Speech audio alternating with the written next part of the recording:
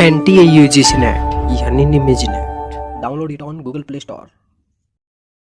Hello नमस्कार दोस्तों, मेरा नाम रोहतास निमी और आप सभी का स्वागत है हमारे यूट्यूब चैनल निमेज नेट प्रो पे। दोस्तों आज हम बात करने वाले हैं type of computer software, system software, application software, utility software. इसके साथ साथ दोस्तों हम असेंबलर, कंपाइलर, इंटरप्रेटर के बारे में बात करने वाले हैं और वायरस और उसके टाइप के बारे में भी आज हम बात करेंगे।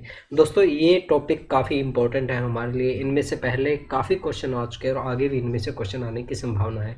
तो दोस्तों इस वीडियो को आप पूरा देखना और ध्यान से देखना। Start your NTA UGC net preparation today. दोस्तों अब आप NTA UGC net paper first और सेकंड की दोनों की अच्छे से तैयारी कर सकते हैं अनअकैडमी पे। यहाँ पे आपको टॉप एजुकेटर मिलेंगे। यहाँ से आप दोस्तों आप क्रैश कोर्स ले सकते हैं, लाइव क्लासेस ले सकते हैं, टेस्ट ले सकते हैं, प्रीवियस ईयर क्वेश्चन पेपर ले सकते हैं, प्लस में आप क्यूजीज भी ले सकते हैं। इसके लिए आप जल्दी से जल्दी एनरोल कर लीजिए। वीडियो डिस्क्रिप्शन बॉक्स में आपको लिंक मिल जाएगा। इसके साथ साथ आप अनअकैडमी कॉम्बैट में भी हिस्सा ले सकते हैं। यहाँ पे आपको 60 क्वेश्चन मिलेंगे पेपर फर्स्ट और सेकंड के। इनको आप चैलेंज करके बहुत ही अच्छे इनाम जीत सकते हैं। इसके साथ साथ दोस्तों अगर आप चाहें तो आइकॉनिक में भी हिस्सा ले सकते हैं। आइकॉनिक मीन्स आप यहाँ पे पेड कोर्सेज ज्वाइन कर सकते हैं और यहाँ पे आपको 25% डिस्काउंट मिल रहा है। 6 महीने का ज्वाइन करते हैं तो 12,188 रुपये देने पड़ते हैं। आप यहाँ पे अपनी ज़रूरत के अनुसार कोर्स को ज्वाइन कर सकते हैं अनअकैडमी प्लस पे।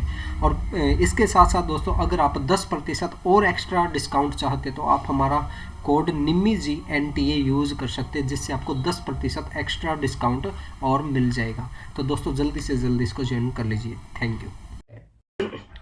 दोस्तों सबसे पहले हम बात करते हैं कंप्यूटर सॉफ्टवेयर की। तो सबसे पहले हमें ये समझना ज़रूरी है दोस्तों सॉफ्टवेयर क्या होता है।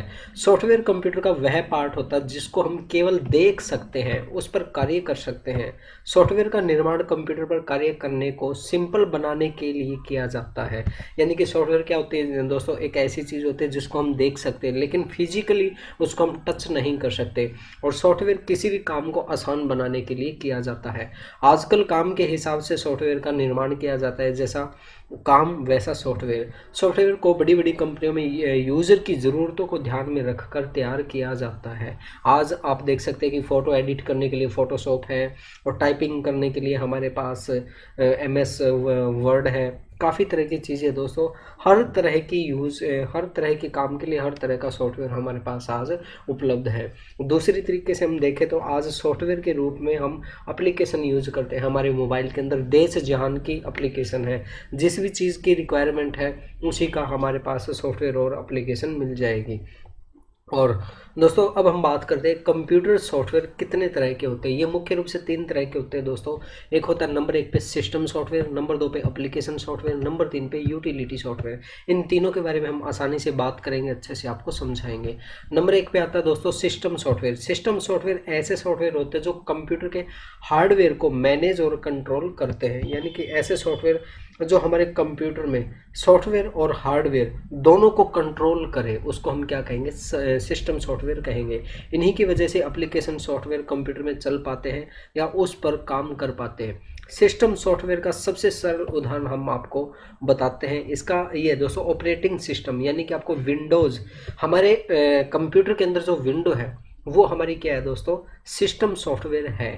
ठीक है, यानी कि उसी के द्वारा हमारा कंप्यूटर चलेगा। अगर वो नहीं होगी, विंडो नहीं होगी, तो हमारा कंप्यूटर नहीं चलेगा। सिस्टम सॉफ्टवेयर आप यही से समझ सकते हैं कि ऐसा सॉफ्टवेयर जो हमारे पूरे सिस्टम को चलाए और जो हमारे पूरे सिस्टम के लिए बहुत ज़्यादा ज़रूरी है, उसको हम क्या कहेंगे, सिस्टम सॉफ्टवेयर कहेंगे।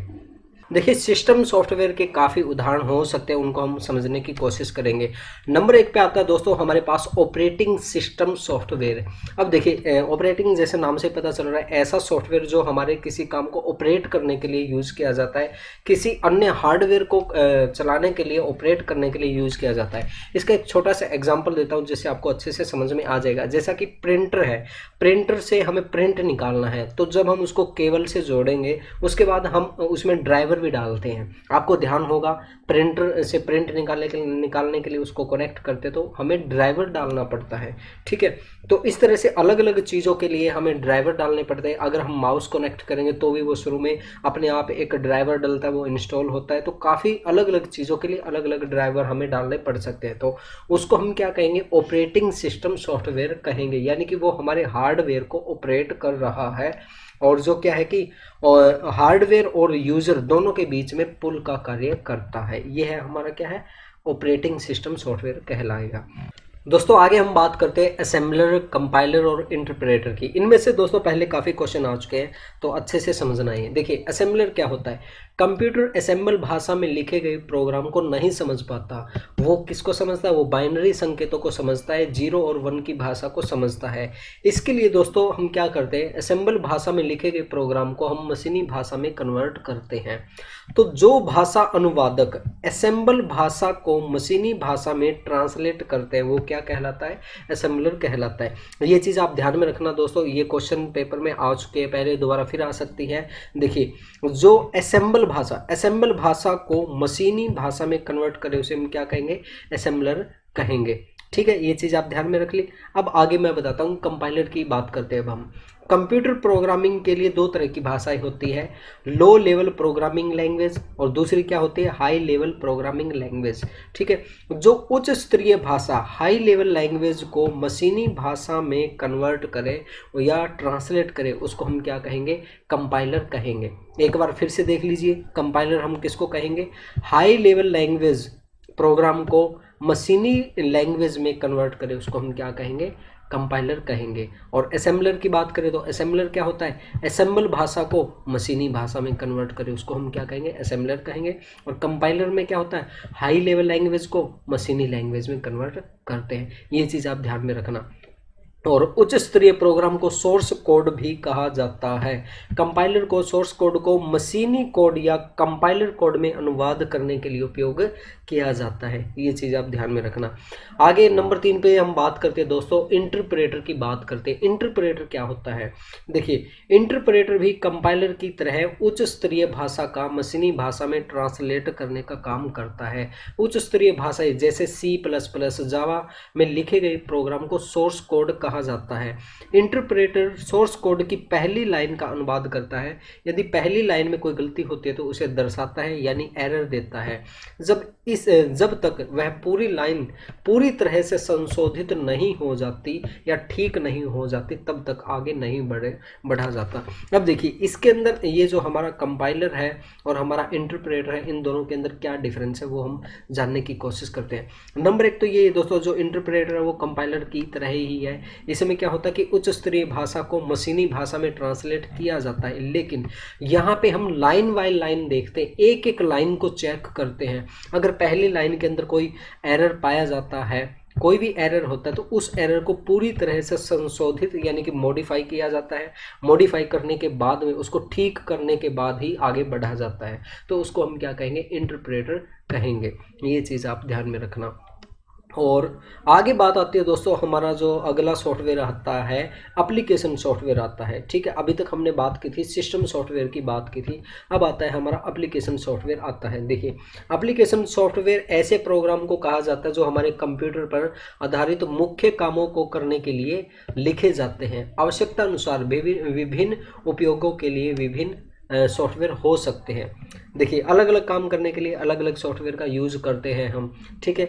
जैसे स्कूल के अंदर जाएंगे तो स्कूल मैनेजमेंट के लिए अलग होगा, जिम के अंदर जाएंगे तो जिम में जो स्टूडेंट आ रहे हैं, जो अलग अलग प्रैक्टिस करने के लिए आ रहे हैं, उनके लिए सॉफ्टवेयर अलग होगा। तो हर जगह पे अगर हम किसी शॉप में जाएंगे तो वहाँ पे सॉफ्टवेयर अलग हो सकता है, तो उनको हम क्या कहेंगे दोस्तों, एप्लीकेशन सॉफ्टवेयर कहेंगे। देखिए यूज़र की ज़रूरतों को ध्यान में रख कर ही इस तरह के सॉफ्टवेयर तैयार किए जाते हैं। इनमें कुछ तो फ्री में उपलब्ध होते हैं तथा कुछ के लिए हमें चार्ज देने पड़ते हैं।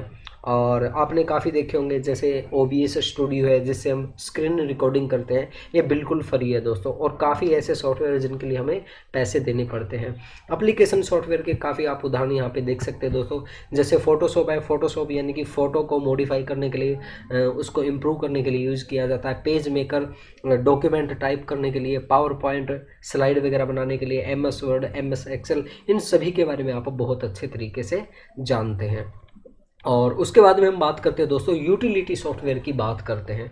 देखिए, यूटिलिटी सॉफ्टवेयर का काम कंप्यूटर के ऑपरेटिंग सिस्टम की सर्विस और रिपेयरिंग करने के लिए किया जाता है। साथ में यह ऑपरेटिंग सिस्टम के माध्यम से यूटिलिटी सॉफ्टवेयर कुछ हार्डवेयर की सर्विस करने का काम भी करते हैं। ये देखिए, ये यूटिलिटी सॉफ्टवेयर का काम क्या होता है, जो हमारे कंप्यूटर के अंदर पहले से सॉफ्टवेयर है या हार्डवेयर है, उनको सही तरीके से चलाने के लिए, उनकी सर्विस करने के लिए इनका यूज़ किया जाता है। जैसा कि हम बात करें एंटीवायरस की, हम बात करें एंटीवायरस क्या होता है कि अगर हमारे सॉफ्टवेयर के अंदर कुछ प्रॉब्लम आ गई, कंप्यूटर के अंदर, हार्डवेयर के अंदर कुछ प्रॉब्लम आ गई है, तो एंटीवायरस के ज़रिए उसको हम ठीक कर सकते हैं।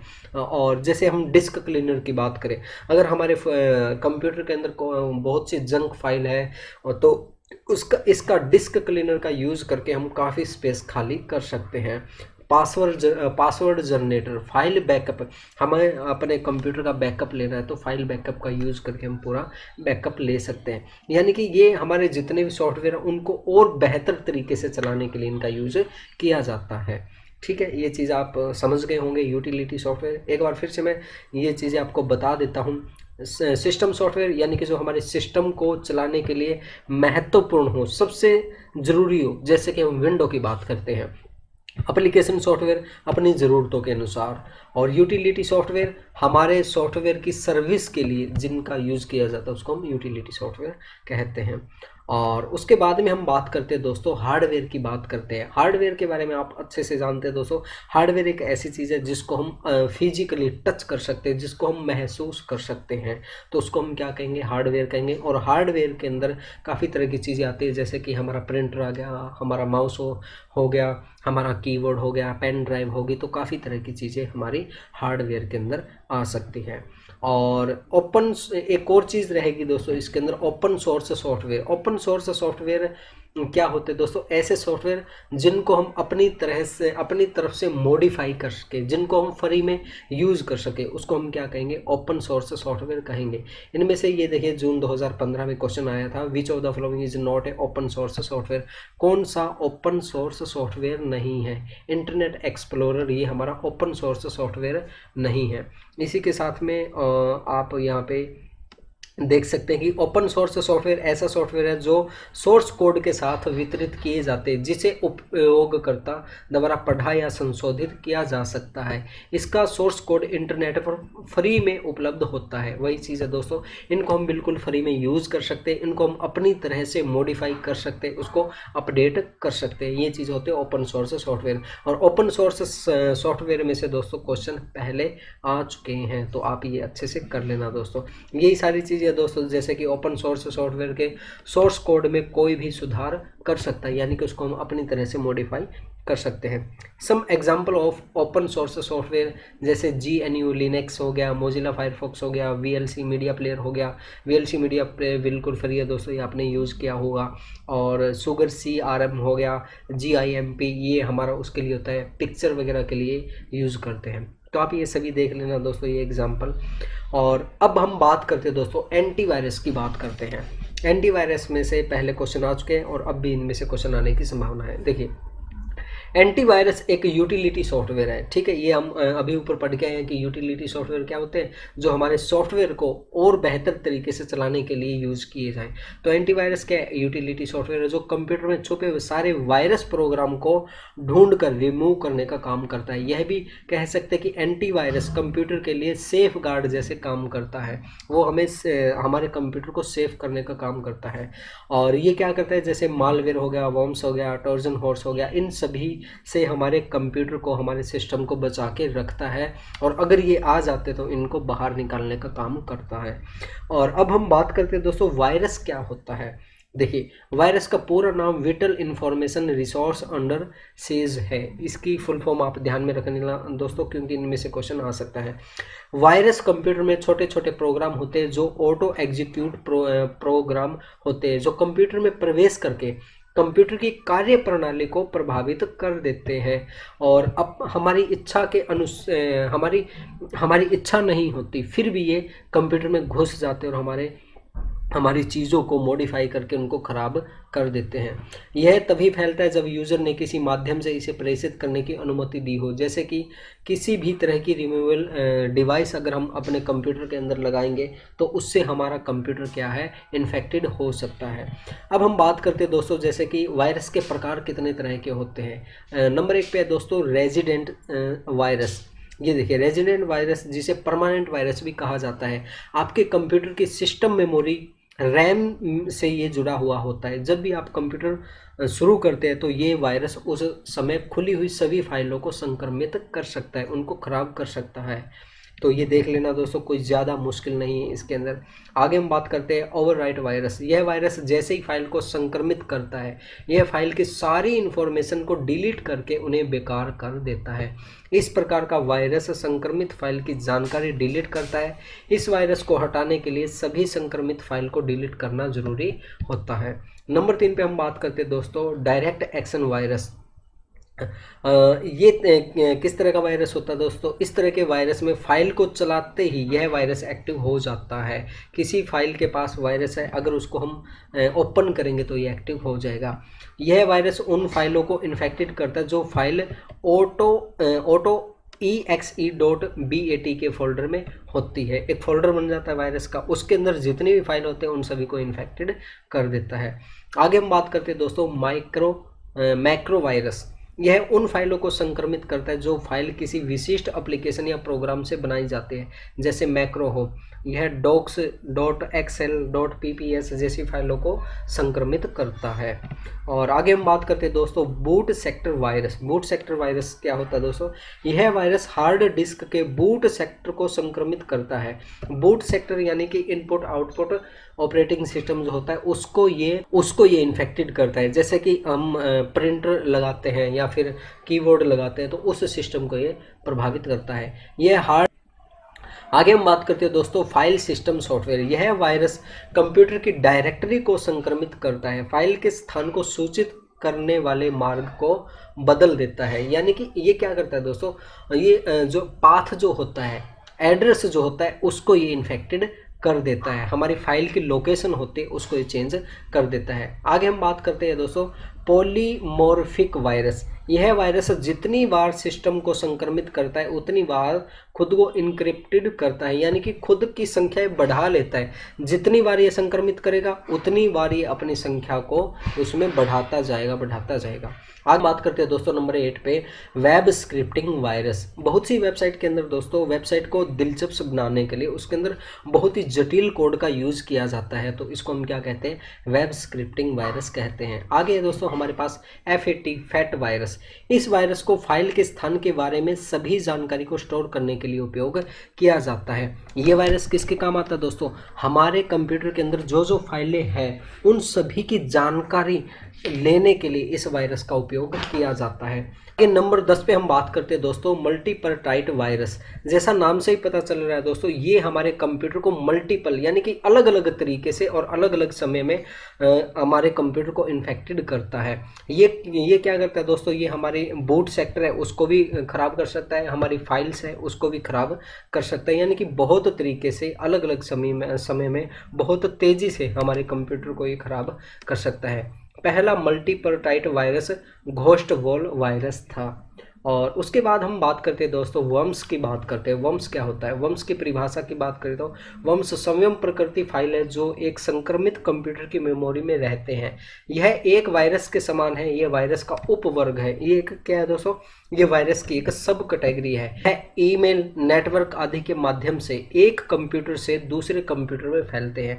वर्म्स उपयोगकर्ता के ईमेल एड्रेस बुक का उपयोग करके खुद को एक कंप्यूटर से दूसरे कंप्यूटर में स्थानांतरित प्रभावित करते हैं। यानी कि इसमें क्या होता है दोस्तों, ईमेल के जरिए या फिर हम वेबसाइट वगैरह चलाते हैं उनके जरिए हमारे कंप्यूटर में ये घुस जाते हैं। यानी कि पहले क्या थे दोस्तों, वो किसी और के कंप्यूटर में थे, किसी और ने हमें मेल भेजी, ईमेल भेजी, उसको हमने डाउनलोड किया तो वो क्या है हमारे कंप्यूटर के अंदर आ गया, तो इसे हम क्या कहेंगे, वर्म्स कहेंगे। और आगे हम बात करते हैं दोस्तों मेलवेयर वायरस। मेलवेयर क्या होता है, एक तरह का कंप्यूटर सॉफ्टवेयर ही है जो कंप्यूटर को नुकसान पहुंचाने के लिए मालवेयर को बनाया जाता है ताकि वह हमारे या किसी स्पेसिफिक यूज़र के कंप्यूटर को नुकसान पहुंचाए। इससे और भी कई मकसद हो सकते हैं, जैसे आपका डेटा चुराना, आपका पासवर्ड चुराना, आपके कंप्यूटर के डेटा को मिटाना या फिर उसमें मॉडिफिकेशन करना। ये देखिए मालवेयर क्या होते हैं दोस्तों, ये हमारे कंप्यूटर में घुस के हमारे कंप्यूटर में जो भी बैंक की इंफॉर्मेशन है, जो एटीएम की इंफॉर्मेशन है, वो सारी की सारी ये चुरा लेता है और उससे बहुत बड़े बड़े फ्रॉड हो जाते हैं।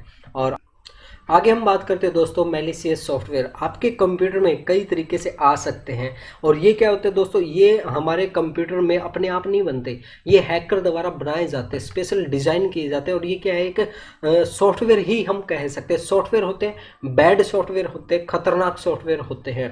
ये आपके कंप्यूटर में कई तरीके से आ सकते हैं, जैसे या तो आप उन्हें खुद गलती से डाउनलोड कर ले या फिर स्पैम ईमेल के जरिए ये हमारे कंप्यूटर में आ जाएंगे। ये देखिए इसका जरिया क्या होता है, मेन जरिया इसका ये होता है कि जैसे हमें फ्री में मूवी डाउनलोड करनी है या फिर कोई पेड हमारा सॉफ्टवेयर है बहुत महंगा मिल रहा है और कोई वेबसाइट कह रही है भाई आप यहाँ से फ्री में डाउनलोड कर सकते हैं, तो फ्री के चक्कर में हम गलत वेबसाइट पे चले जाते हैं और वहाँ पे उस सॉफ्टवेयर को डाउनलोड करने के चक्कर में हम ये मैलिशियस सॉफ्टवेयर डाउनलोड कर लेते हैं, ये वायरस डाउनलोड कर लेते हैं और इससे हमारे कंप्यूटर का बहुत ज़्यादा नुकसान हो जाता है। और ये भी दोस्तों कई तरह के हो सकते हैं, जैसे virus, malware, worms, Trojan horse, ransomware, spyware और एडवेयर, काफ़ी तरह के हो सकते हैं दोस्तों। और दिन ब दिन नए वर्म्स निकलते हुए आ रहे हैं, तो ये सभी हमारे लिए काफ़ी खतरनाक साबित हो सकते हैं दोस्तों। आप पर्सनली मैं बता रहा हूँ आपको, आप बच के रहना, आप लालच में किसी वेबसाइट पे जाके इस तरह का काम मत करना, क्योंकि आपका कंप्यूटर का पूरा डेटा ख़त्म हो सकता है। इन चीज़ों से आप बच के रहना। तो दोस्तों आज के लिए बस इतना ही। मैं उम्मीद करता हूँ आज की क्लास आपको अच्छी लगी होगी। थैंक यू दोस्तों, अगर आप हमारे चैनल पे न्यू है तो सबसे पहले आप हमारे चैनल निमिजी नेट प्रो को सब्सक्राइब कर लीजिए और घंटे का बटन दबाइए ताकि आप हमारी आने वाली वीडियोस को आसानी से देख सकें। और दोस्तों अगर आपको 2012 से लेकर दिसंबर 2019 तक सभी शिफ्ट के पेपर फर्स्ट और पेपर सेकंड चाहिए, प्लस में एड फ्री वीडियो चाहिए, कंप्लीट स्टडी नोट्स चाहिए और मोस्ट रिपीटेड क्वेश्चन के बारे में पता करना है, तो आप हमारी ऐप निमिजी नेट, ये येलो कलर में जो आइकन है, ये डाउनलोड कर सकते हैं।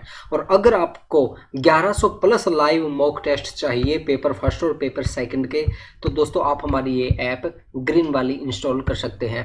दोनों के दोनों ऐप दोस्तों प्ले स्टोर के अंदर है, आप निमिजी नेट सर्च करना, दोनों ऐप आ जाएगी। और या फिर आप हमारे वीडियो डिस्क्रिप्शन बॉक्स में लिंक दिया हुआ है, वहाँ से भी आप ये ऐप इंस्टॉल कर सकते हैं।